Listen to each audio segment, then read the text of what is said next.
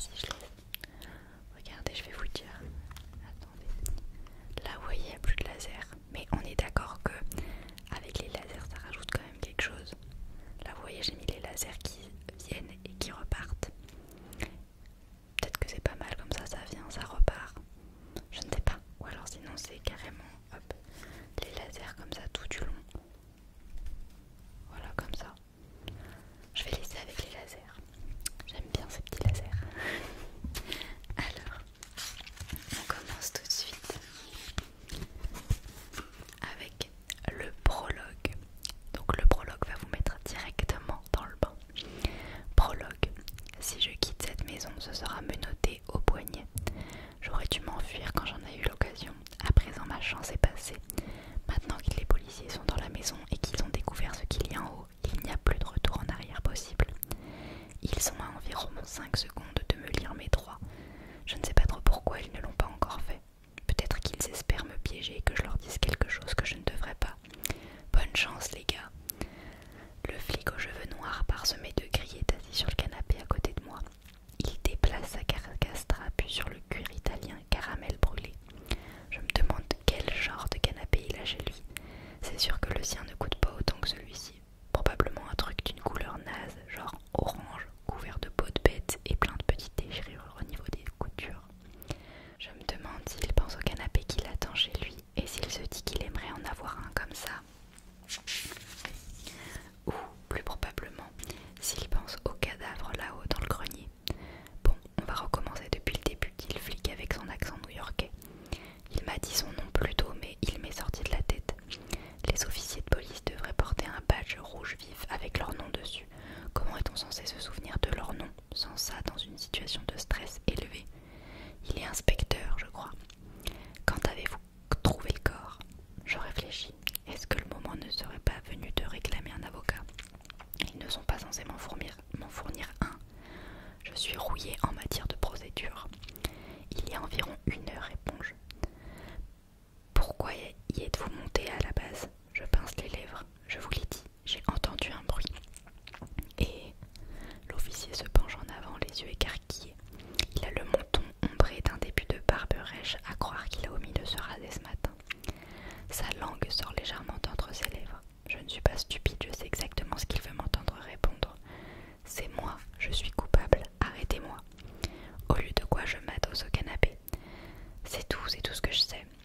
La déception se lit sur le visage de l'officier. Il serre la mâchoire en pensant aux preuves qui ont été trouvées jusqu'à présent dans cette maison. Il se demande s'il a assez d'éléments pour me passer les menottes au poignet. Il n'est pas sûr. S'il en était sûr, il l'aurait déjà fait. Hé, Connor, c'est la voix d'un autre policier. Le contact visuel est rompu. Je lève les yeux vers le sommet de l'escalier. L'autre flic, beaucoup plus jeune, se tient là-haut, ses longues mains agrippées à la rampe, son visage lisse et blême. Connor, répète le plus jeune, faut que tu montes ici maintenant, faut que tu vois ça. Même d'en bas, je vois bouger sa pomme d'Adam. Tu ne vas pas le croire. Ok. Donc, on commence avec la partie 1, 3 mois plus tôt. Chapitre 1. Millie. Parlez-moi de vous, Millie. Nina Winchester se penche en avant sur son canapé de cuir couleur caramel, les jambes croisées pour révéler un infime soupçon de genou sous sa jupe en soie blanche. Je ne m'y connais pas beaucoup en marque, mais il est évident que tout ce que porte Nina Winchester est douloureusement cher. Son chemisier crème me donne envie de tendre la main pour toucher le tissu. Inutile de dire qu'un geste pareil anéantirait toutes mes chances d'être embauchée. Pour être honnête, je n'ai aucune chance d'être embauchée de toute façon. Eh bien, je commence, choisissant soigneusement mes mots, car en dépit des rejets à répétition, j'y crois encore. J'ai grandi à Brooklyn, j'ai exercé beaucoup d'emplois de ménage, comme vous pouvez le voir sur mon CV. Mon CV soigneusement adapté. Et j'adore les enfants. Et aussi, je jette un coup d'œil à la ronde, à la recherche d'un jouet à mâcher pour chien ou d'une litière pour chat. J'aime aussi les animaux de compagnie. L'annonce en ligne pour l'emploi de femme de ménage ne mentionnait pas d'animaux, mais on n'est jamais trop prudent. Qui n'apprécie pas un amoureux des animaux? Brooklyn, s'exclame Madame Winchester, radieuse. J'ai grandi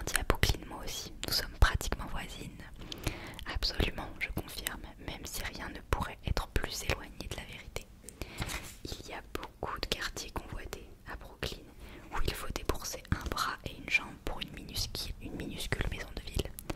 Ce n'est pas là que j'ai grandi. Nina Winchester et moi, on n'a rien en commun. Mais si elle veut croire qu'on est voisines, je vais me faire un plaisir d'abonder dans son sens. Madame Winchester coince une mèche de cheveux blond doré brillant derrière son oreille. Elle le porte au ras de la mâchoire, une coupe à la mode qui camoufle son double menton. Elle a la trentaine bien tassée et avec une autre coiffure et d'autres vêtements. Elle serait très ordinaire, physiquement. Mais elle a utilisé sa fortune considérable pour tirer le meilleur parti de ce qu'elle a. Et ma foi, je ne peux pas dire que je ne respecte pas la démarche. Côté look, j'ai pris la direction opposée. J'ai beau avoir dans les 10 ans de moins que la femme assise en face de moi, je ne veux pas qu'elle se sente menacée par ma personne. Alors pour mon entretien, j'ai choisi une longue jupe en laine épaisse achetée dans une friperie et un chemisier blanc en polyester avec des manches bouffantes. Mes cheveux blonds cendrés sont attachés en arrière dans un chignon sévère. J'ai même investi dans une paire de lunettes en écailles de tortue aussi surdimensionnées qu'inutiles. Le look professionnel est absolument pas sexy. Donc le travail, reprend-elle, ce sera surtout du ménage et un peu de cuisine si vous êtes à la hauteur. Êtes-vous bonne cuisinière, Milly? Oui, mes talents culinaires sont la seule chose sur mon CV à n'être pas un mensonge. Je suis une excellente cuisinière. Ses yeux bleus pâles s'illuminent. C'est merveilleux.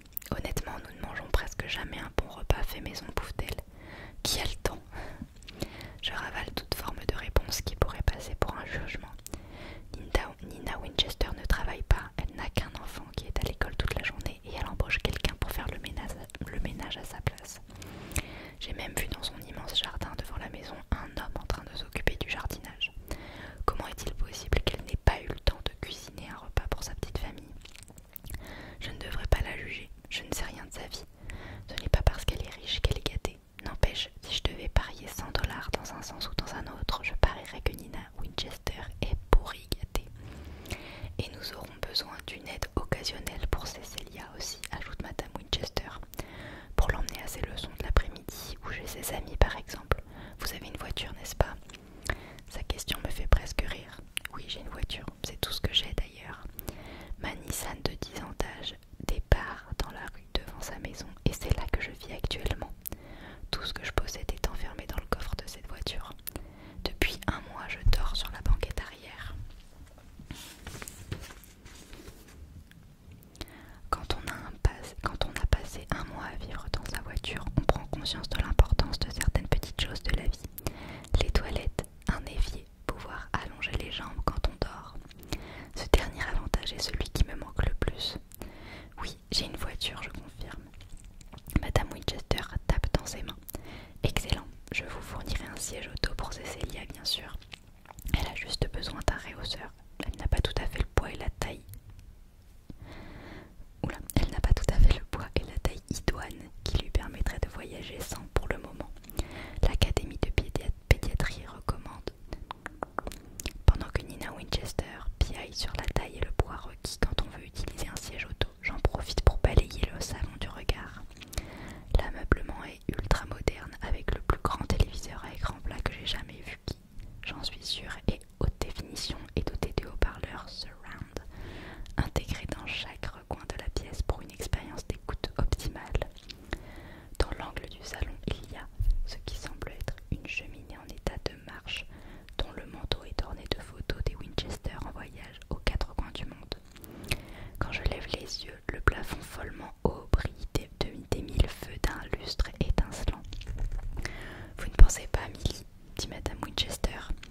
Je cligne des yeux, j'essaie de rembobiner ma mémoire et d'en déduire ce qu'elle vient de me demander. Impossible. Oui, tante. Oui, je tente. Ce à quoi je viens d'opiner la rend manifestement très heureuse. Je suis ravie que vous soyez de cet avis. Absolument, enchéris-je plus fermement cette fois. Elle décroise et recroise ses jambes un peu trapues. Et bien sûr, poursuit-elle, il y a la question de vos défraiements. Vous avez vu la proposition dans mon annonce, n'est-ce pas? Est-ce acceptable pour vous? Je déglutis. Le chiffre indiqué dans l'annonce est plus qu'acceptable. Si j'étais un personnage de dessin animé, des signes dollars seraient apparus dans chacun de mes globes oculaires lorsque j'ai lu cette annonce. Mais c'est aussi l'argent qui a failli m'empêcher de postuler. Une personne offrant un tel salaire y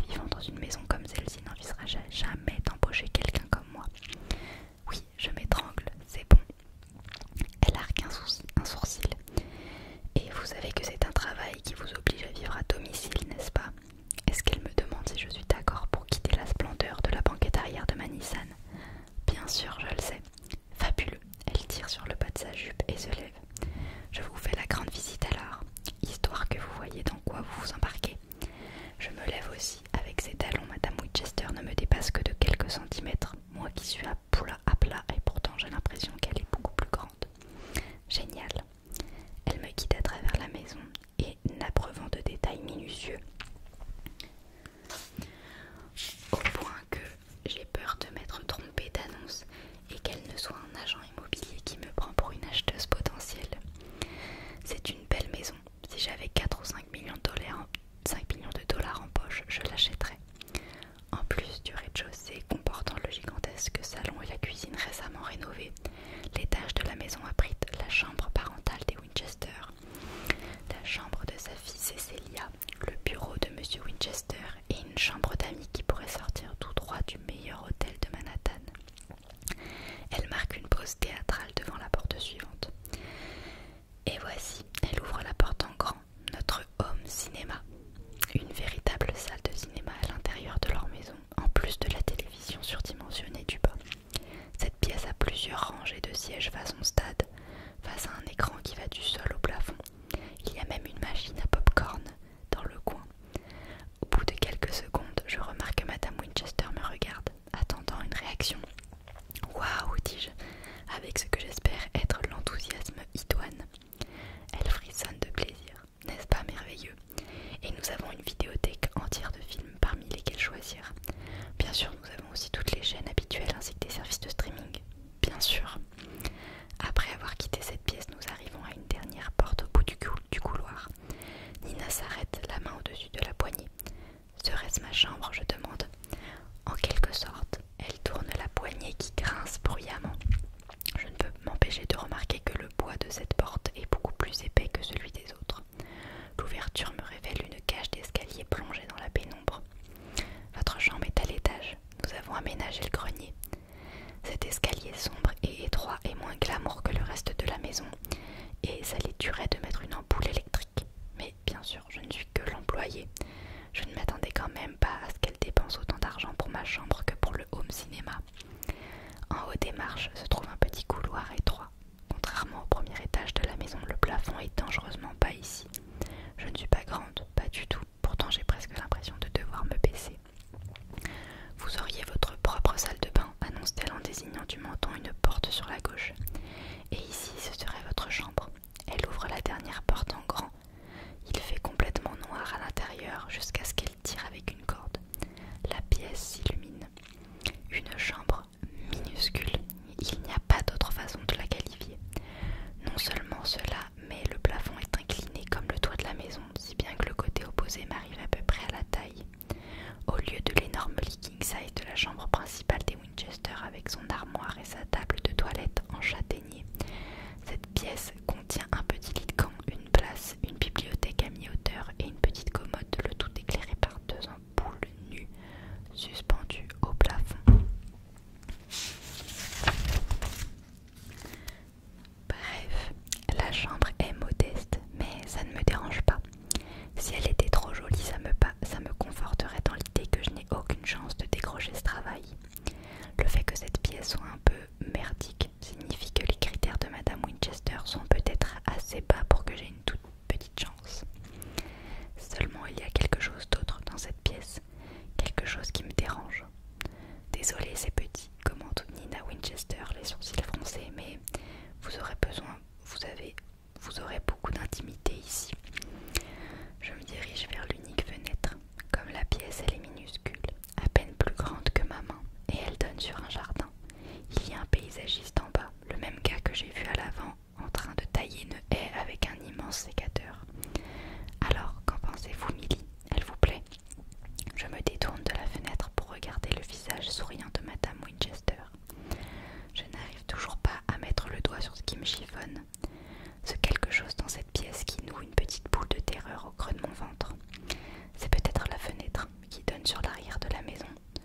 Si j'avais un problème et que j'essayais d'attirer l'attention de quelqu'un, personne ne pourrait me voir ici. Je pourrais crier et hurler autant que je voudrais, personne n'entendrait. Mais de qui je me moque? J'aurais de la chance de vivre dans cette pièce, avec ma propre salle de bain et un vrai lit où je pourrais allonger mes jambes.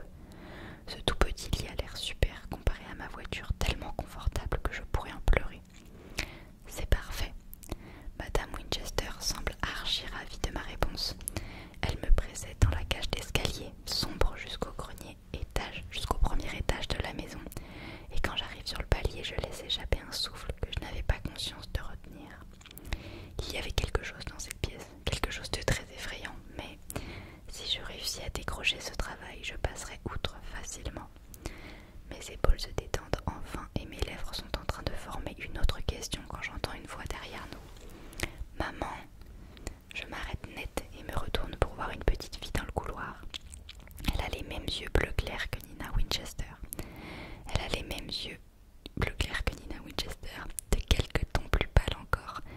ses cheveux sont si blonds qu'ils en sont presque blancs.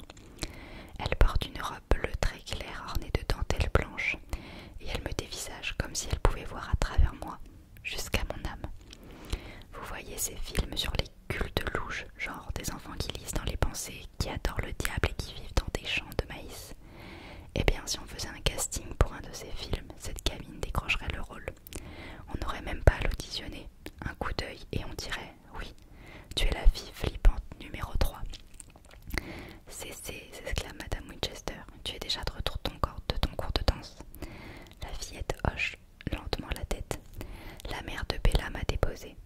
Madame Winchester entoure de ses bras les maigres épaules de sa fille, mais l'expression de la gamine ne change pas d'un iota, et ses yeux bleus pâles ne quittent pas mon visage. Y a-t-il quelque chose qui ne va pas chez moi pour que j'aie peur de me faire assassiner par cette fillette de 9 ans? Voici Millie, dit Madame Winchester à sa fille. Millie, voici ma fille Cécilia. Les yeux de la petite Cécilia sont deux petites piscines océaniques. Enchantée de vous rencontrer, Millie, dit-elle poliment. J'estime au moins 25% les chances qu'elle me tue dans mon sommeil si j'obtiens ce job. Et je le veux quand même.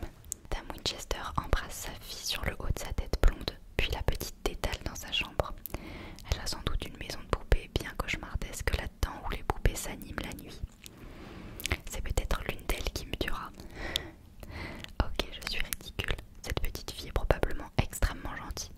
Ce n'est pas sa faute si on l'habille en fantôme d'enfant victorien qui fait flipper. Et puis j'aime les enfants en général. Non que j'ai beaucoup interagi avec eux au cours de la dernière décennie notée. Une fois qu'on est redescendu, je me détends. Madame Winchester est gentille et assez normale pour une dame aussi riche. Et pendant qu'elle me parle de la maison de sa fille et de son travail, je ne l'écoute que vaguement. Tout ce que je sais, c'est que ce serait un endroit trop chouette où travailler. Je donnerais mon bras droit pour avoir ce job. Vous avez des questions, Millie? Me demande-t-elle. Je secoue la tête.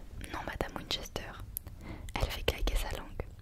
S'il vous plaît, appelez-moi Nina. Si vous travaillez ici, je me sentirais trop bête de vous entendre m'appeler Madame Winchester. Elle rit, comme si j'étais une sorte de vieille dame riche. Merci, Nina. Son visage s'illumine enfin. Si ça se trouve, c'est dû aux algues ou aux épluchures de concombre, ou allez savoir ce que les gens riches s'appliquent sur le visage.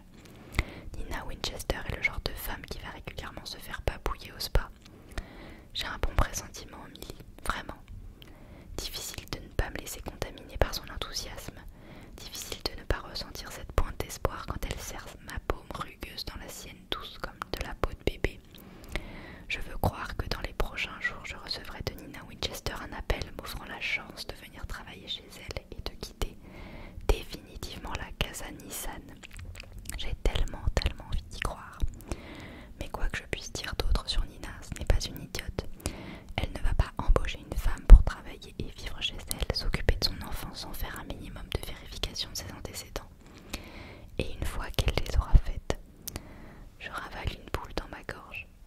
Nina Winchester m'octroie un chaleureux au revoir à la porte d'entrée. Merci beaucoup d'être venue, dit-elle, tendant la main pour serrer la mienne une fois de plus. Je vous promets que vous aurez de mes nouvelles bientôt. Je n'en aurai pas. C'est la dernière fois que je mets les pieds dans cette magnifique maison. Je n'aurais jamais dû venir ici de toute façon. J'aurais dû me cantonner à un travail où j'aurais eu une chance de travailler, de décrocher, au lieu de nous faire perdre notre temps à elle et à moi. Peut-être quelque chose dans l'industrie de la restauration rapide. Le paysagiste que j'ai vu par la fenêtre du grenier est de retour sur la pelouse de devant. Il est toujours muni de son sécateur géant et il taille une des haies juste devant la maison. C'est un grand bonhomme dont le t-shirt ne cache rien de ses muscles impressionnants et à peine les tatouages sur le haut de ses bras. Il a juste sa casquette de baseball et ses yeux sombres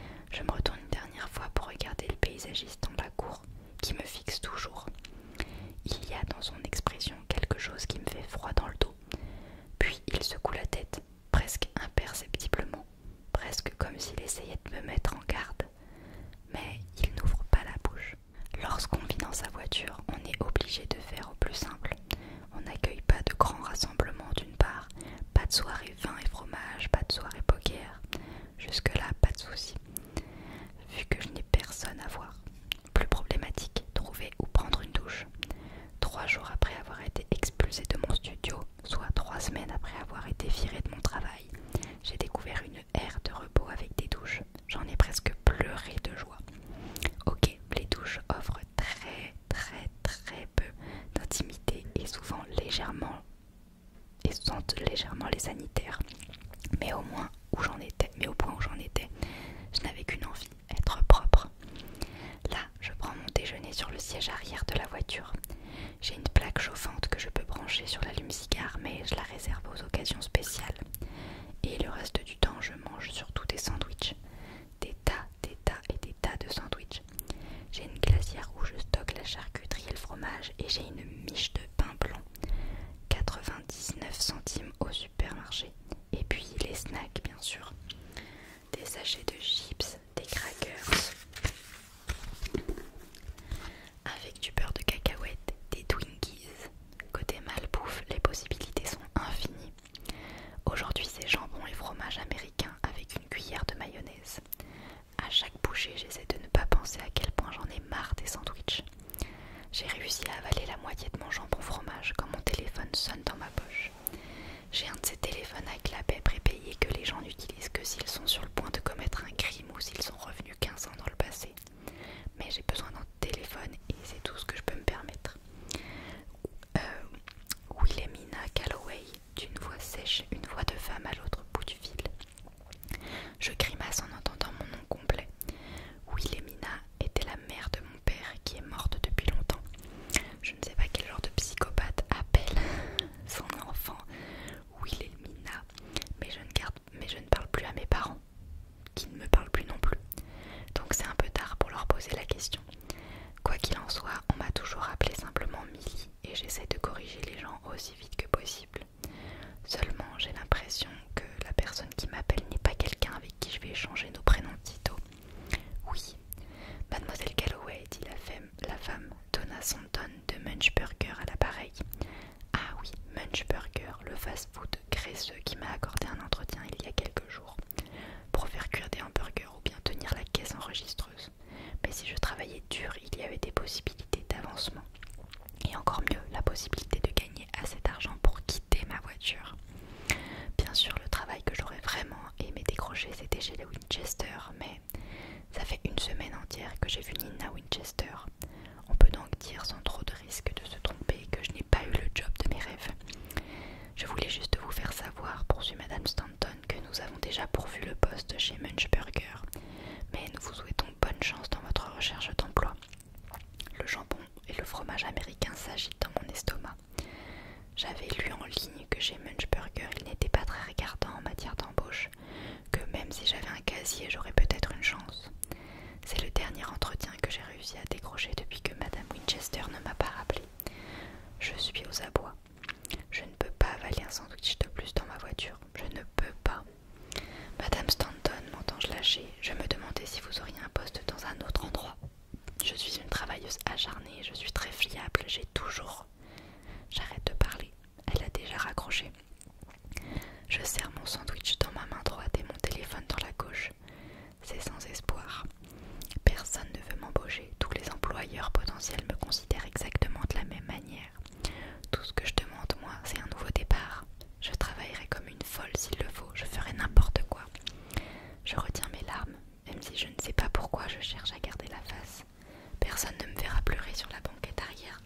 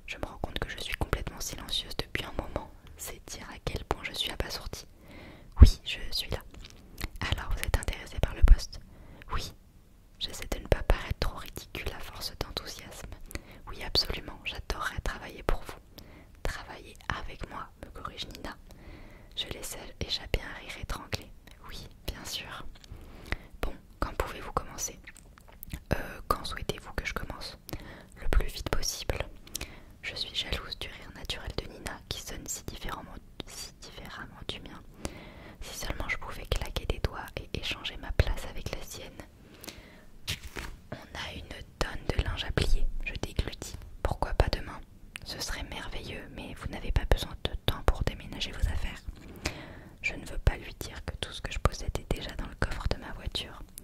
Je suis une déménageuse rapide. Elle rit encore. J'aime votre esprit, Milly. J'ai déjà hâte de vous voir ici. Alors que Nina et moi échangeons des détails sur la journée de demain, je me demande si elle ressentirait la même chose à mon égard en apprenant que j'ai passé les 10 dernières années de ma vie en prison. Et voilà. Donc j'ai lu là les deux premiers chapitres du livre. Donc les deux premiers, c'est vraiment pour un peu placer le contexte, etc., l'histoire. Donc j'espère que ça vous a quand même plu. C'est le tout début. Mais voilà, vous voyez du coup un peu la situation.